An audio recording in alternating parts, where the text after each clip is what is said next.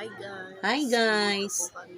Ipapakita ko po sa inyo yung lugar na pinuntahan namin doon po sa Baguio. Isa po ito sa lugar na aming napuntahan at napakaganda po.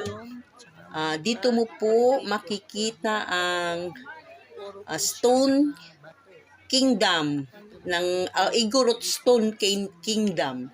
Napakaganda po.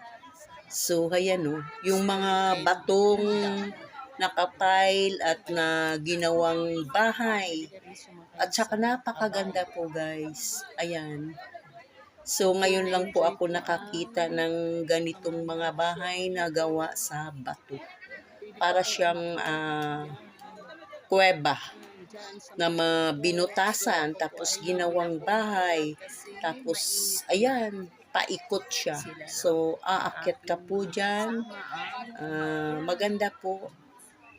Sulit po kung kayo ay pupunta dyan.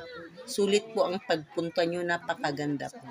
So, mayroon po dyan na igorot na traditional na sayaw nila. So, ayan po sila. Nakaano lang sila. Yung bahag yung suot nila. Yung tinatawag na bahag lang ang kanilang takip sa kanilang katawan na yun. So, sumasayaw po sila dyan. Napakaganda pong tingnan. So, pag kayo ay mamasyal ng Baguio, so dito nyo po makikita itong Rockstone Kingdom ng mga igorot. So, yan. Ang dami pong taong namamasyal dyan at matutuwa ka po dahil sa ang daming bato na ginagawang bahay.